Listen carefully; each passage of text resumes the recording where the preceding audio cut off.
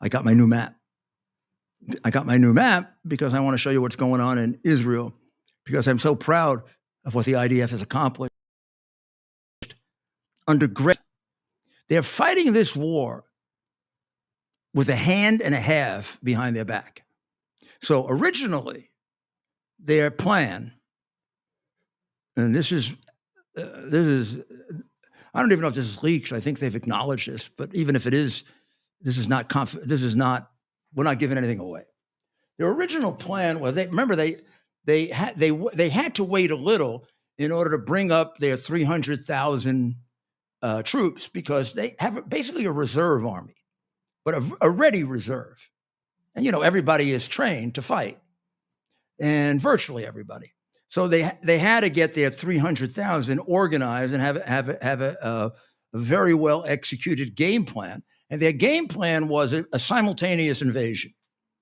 Now, why would a simultaneous invasion have been better, safer, and probably meant less loss of Israeli and Palestinian? Because they would have engaged all of the known Hamas resources at once, meaning they had a fairly equal distribution of the IDF along here. Do you have it up? Nice. Yeah. Okay. That good? Yeah.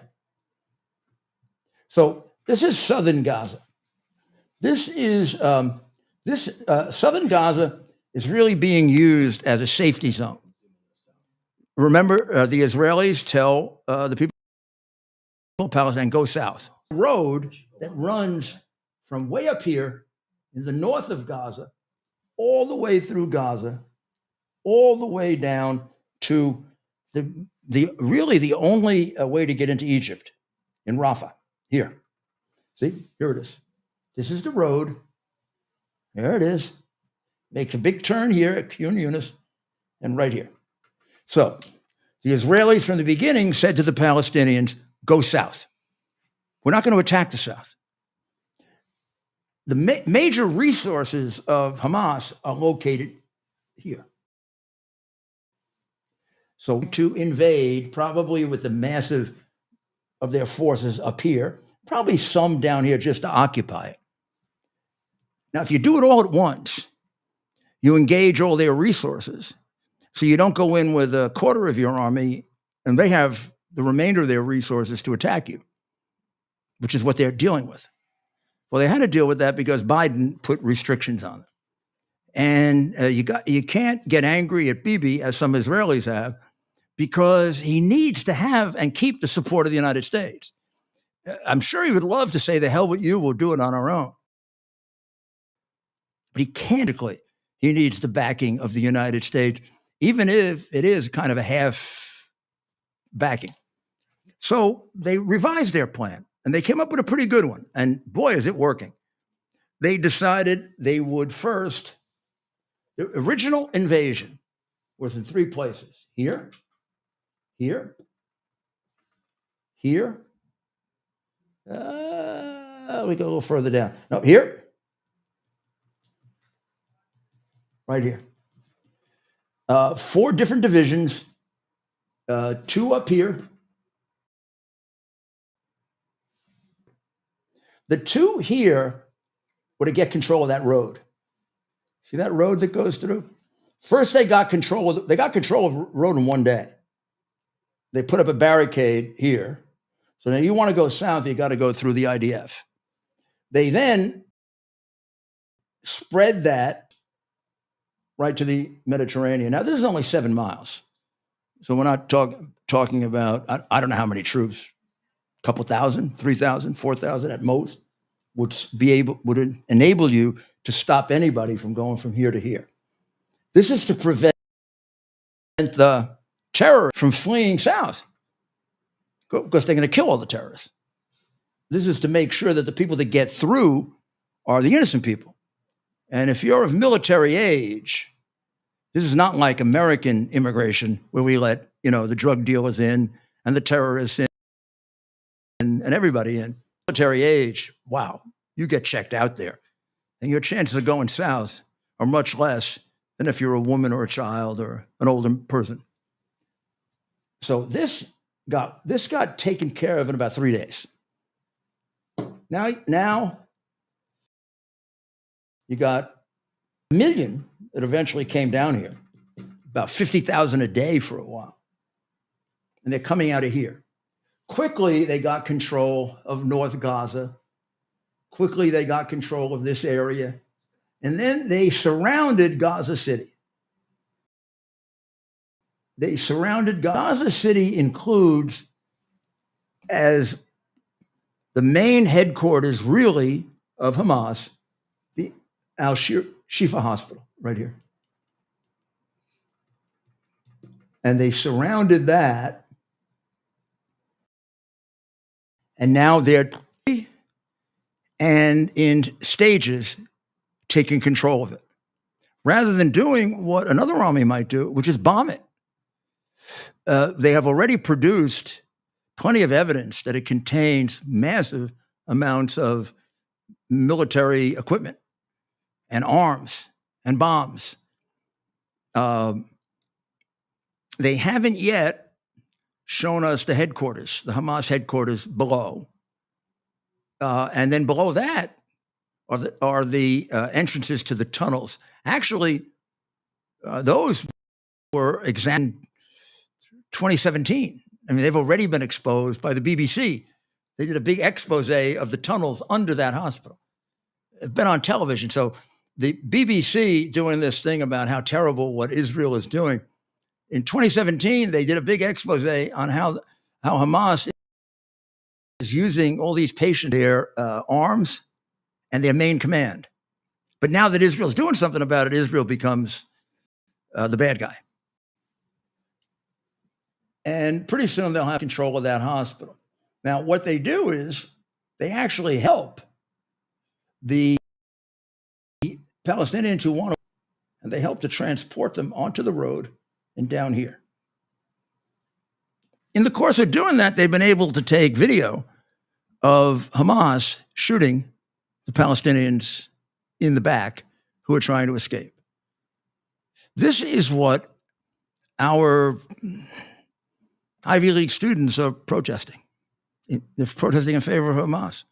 All those thugs that you store in front of the Democratic National Headquarters are protesting so that Hamas can kill their own people.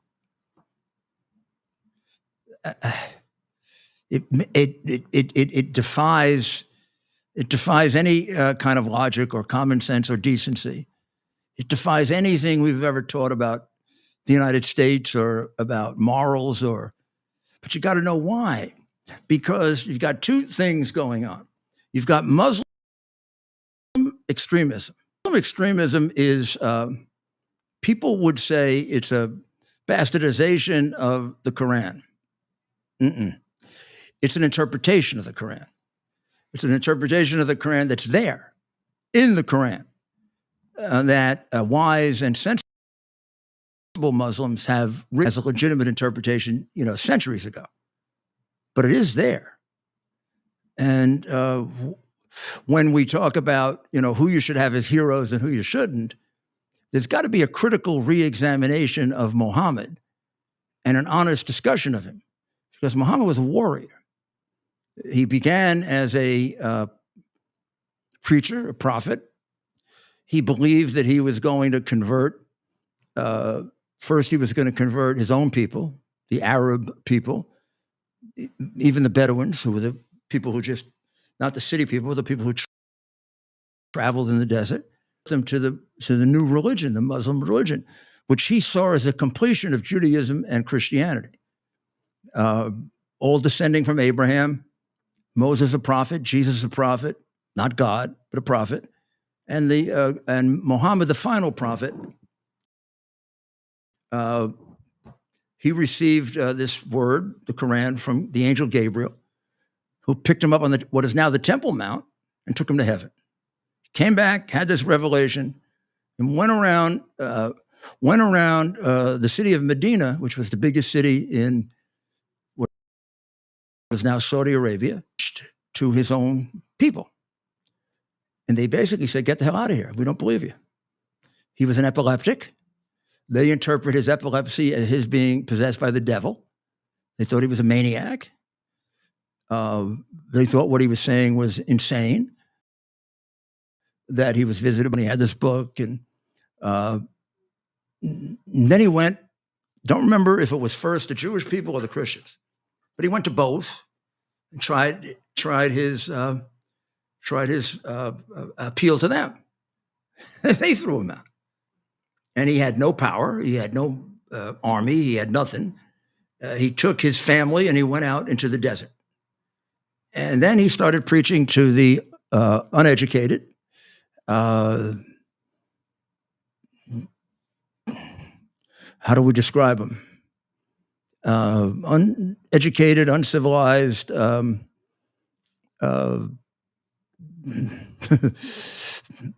desert dwellers, migrants, or people who traveled around and never had any place to live. And they bought it. It was the greatest thing they ever heard. Only problem is nobody in the cities wanted them, so he raised an army. Took a while, raised an army, and then he invaded the cities. So we go from the benign Muhammad to the warrior Muhammad. And you got both in the Quran. Now, here's the problem. The Quran is not written or laid out in chronological order. It's laid out in terms of the length of the book. And I am going to go back and look tonight. But I don't remember if the longest book is first or the shortest book is first. But in any event, it bears no relationship to chronology or to the development of Muhammad from benign preach things about Christianity and Judaism, and those are all legitimate quotations from Muhammad, to horrible things about Christianity and Judaism, like kill him. It depended on the stage of Muhammad. How many marriages, the age of the women that were involved, the slaughter of an entire town of Jewish people, the use of a mass grave for Jewish people, which is eerily reminiscent of the days of the Nazis. This is all being dredged up and put into this Islamic extremism. This is what bin Laden was all about with this letter that he's now written, that all these ignorant, stupid young people who don't know history because they've gone to Ivy League schools, who should actually be sued for the $200,000 they got in tuition. I should sue them. My daughter went to Harvard. I mean, I don't think anybody should go to those schools. I mean, then you don't learn anything. I mean, these people are Columbia, which is supposed to be a great school, hold up signs saying, stop occupying Gaza. Hey, they stopped when did you stop history? In 2005? Israel withdrew from Gaza in 2005. On its own. Thank you. If the Jordanians don't want you and the Egyptians don't want you, why the hell do we want you? Israel does not occupy Gaza. If Israel occupied Gaza, this wouldn't have happened. They wouldn't have gotten out. But they still, the other day, Prince Obama said that we got to end the occupation. I don't know why he said that. I'm not accusing him of being stupid. I could accuse him of being trained by communists. I could do that because it's true. I could accuse him of not loving the United States because he doesn't. And I might even accuse him of hating the United States because sometimes it seems that way. But I can't accuse him of being stupid. So why the hell does he say the occupation has to end? What occupation? The one your propaganda is creating because you were taught to do that by your communist teachers or heirs who was a cop killer? I mean, I don't think you have any idea how evil these people are. I think you do, actually, don't you? A lot of you do. In fact, a lot of you, before I did, people will come up to me and say, you're being naive and you're underestimating them. And for a long time I did, but So we don't have much of a choice. We have got to fight for a way of life and our form of government. They're changing our form of government in that it's impossible if you are a certain person with a certain political viewpoint to get a fair trial in this country. Unless you can get out of the occupied states into the free territories of like Florida or Texas. If you're in the occupied territories of New York and like we saw communist San Francisco, I mean, that could be a communist city. Also, why are all those Chinese people cheering for somebody who killed more of them than anybody on earth? Exactly why did I see so many Chinese people and who slaughtered them? What good are we doing by hiding that? The man in the car.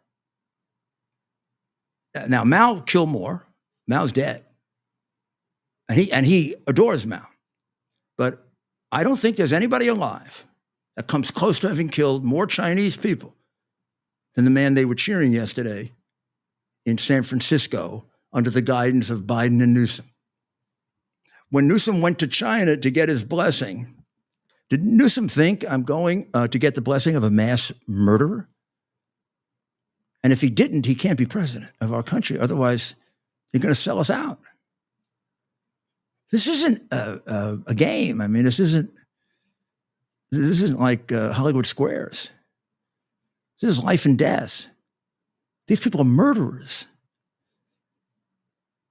And I'm not sure what we're opposing them with. I mean, I told Ted this. It's like America is unrepresented at these conferences. You look at Biden and Blinken, and Yellen looked like she was falling asleep. She was like, and did you see Blinken's reaction when Biden said that he was a dictator? Nobody told Biden he's not supposed to say that. I mean, it's true. In fact, it's the nicest thing you can say about him, that he's a dictator. That. And Blinken went, they got to learn. I mean, they got to learn to get poker faces. About a week ago, Kirby said to Blinken, and they were on Air Force One coming back from, where were they coming back from, Ted? He looked like he was in his pajamas. Dopey looked like he was in his pajamas. And he was like, you couldn't understand what he was saying. Where was he was like, man, was it Israel? Yeah, he's coming back from Israel. Like, and you see Blinken in the back. Yeah, he had just convinced to not invade and ended up killing. A pause. Whatever that means. Yeah, killing who knows how many more people by having to wait. But in any event, he came out to engage the press. I don't think his staff wanted him to do it. And he was like, and Kirby's sitting there as Kirby looks at Blinken and said, let's get this guy out of here. We get him inside. Let's get him inside. It was like, they had a drunk out there. Yeah, and I think as soon as Biden left, Kirby had to play cleanup. Do we have any samples of the demented one? We try to always have those on call, but let's see if we'll get one going. We'll end on that in a minute here. I mean, even the beginning of his speech yesterday with the murderer was unbelievable. It's a great honor to be here. It's a great honor to be with you. It's like disgusting to be with you. Yeah. That's what he said. How honored he was. If you treat him that way. Do you think he brought up the situation with the Uyghurs? Oh, he's too the afraid. Ethnic minorities that are being. He lifted the sanctions. He lifted the sanctions for. Do you think he brought anything up about the unfair technology transfers? No, he probably said, "Hey, get rid of those Uyghurs quickly, so we don't have to talk about them anymore."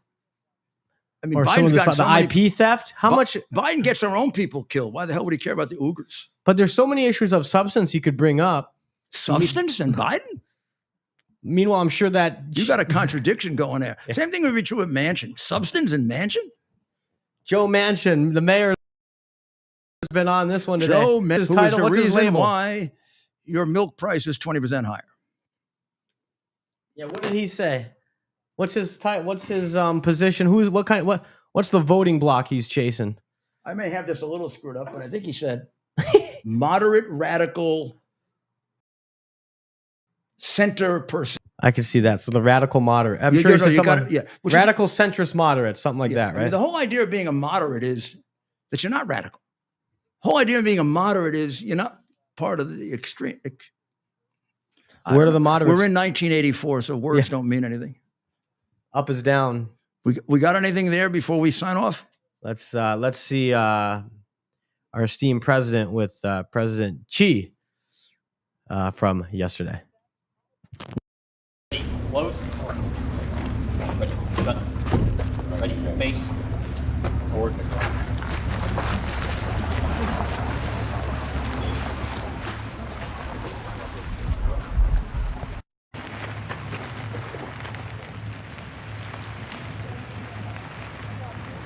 President Biden, what's your message? What's your message to China today?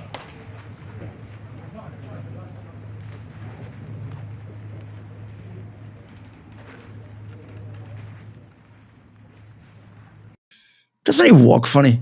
Oh my goodness! I'm sorry. Yeah, he walks. It looks like he's taking him to his nursing home. To the room in his nursing home. See how I feel like hey, Z, come and see my nice little nursing home. They feed me every night. You should see. How much was Biden's staff sweating these last few days?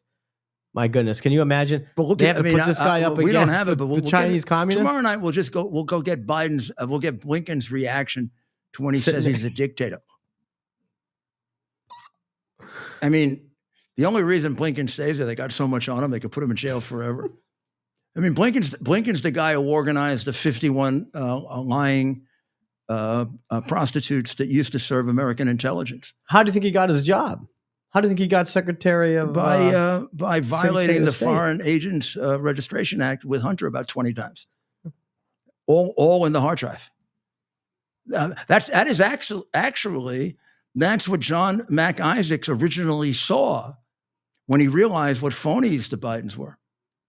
And he realized that the hard drive was filled with crimes. All you have to do is spend minutes with it as a layperson, and you realize the crimes that were committed, which is why I think that Barr is getting away with murder by not being asked, how did you sit on it for almost a year? When during that year, your president was impeached, and that would have exonerated him. Not only that, your president was accused of being a Russian dupe again, and his lawyer was accused of being a Russian pawn, and you said nothing about it, and you had the definitive proof that was not true, and that the man running for president was a damn liar about that. And then if you'd ever bother to look at it, you would see that he was taking in millions and millions of dollars from one of the two biggest crooks in Ukraine. All you have to do is spend 20 minutes with it, fatso. I mean, come on. Come on. Why does this guy get away with it? And he goes on television and pontificates. I'm very disappointed in Trump. Maybe Trump's very disappointed in you because you obstructed justice. And all that stuff about his investigated the stolen election. Barr called his U.S. attorneys and told them not to investigate. He called the U.S. attorney in Philadelphia. He called the U.S. attorney in Atlanta. He called the U.S. attorney in someplace else I can't remember. I don't know if they'd be willing to tell you that. I mean, it'd take a lot of guts to tell you that. But I mean, the guy in Pittsburgh who I met with said that they did nothing with the evidence that he turned over to them of Biden criminality. They just sat on it for a year. He finally came forward. Would have been nice if he'd come forward then, but we're expecting too much courage. So he's going to be angry at me now, but so is everybody else. But, you know, you don't have a great country when you got a bunch of sniveling cowards that are hanging around and they're all worried about their jobs. Not when people are obstructing justice and trying to put innocent people in jail and destroying their lives. Look what they did to Papadopoulos. Look at what they did to Carter Page. They destroyed those people's lives. Nobody cared because they weren't on the right side. Well, okay. We're going to have plenty more to cover tomorrow. You never know what happens in Biden's, what do we call this, state, right? But hopefully more and more of this is coming out and the American people are being educated. And these polls give me great, that's the general election. I didn't bother to tell you about the primary because honestly, he's winning by 40 points. And every time they do something, he goes up by 3 or 4 points. And every time they go up trading their own numbers. Like Haley now 6 to 10, but DeSantis went down from 20 to 13. So and Trump went up 5 points. So they are trading the disaffected voter. Now, what's going to happen to those votes eventually? Half of them will stay home and half of them will go to Trump. That's what will happen. That's what always happens to those lower down votes. I think probably the Scott votes go to Trump. The Ramaswamy votes will probably go to Trump. The DeSantis and Haley votes will probably go nowhere, home, or Trump, half and half. So let's see what happens tomorrow. And let's keep our eye on 2024. I know it seems like it's far away, but not. And we have no choice but to win. See you tomorrow at 3 on WABCRadio.com and tomorrow night right here on Twitter, YouTube, and you pick it. And also now on Newsmax at 8 o'clock. Newsmax 2. I have written out their descriptions because it is a little complex, but I think I understand it now. And I'm able to do it. So maybe tomorrow night I'll show you. Yeah, we'll do it. Maybe tomorrow night I'll show you how to do it. It took me an hour, but I got it. And if I can do it at my age, and I'm not supposed to be a techie, you can do it. And I love Ruddy. I just don't know why he made it so complicated. And Mayor, God bless Newsmax. Thank you. Thank you. Please, I will say nothing bad about Newsmax. There are deliverance from a complete dictatorship. They and news and Real America's Voice. And thank you, God, for keeping them. Okay. We'll see you tomorrow night. God bless America.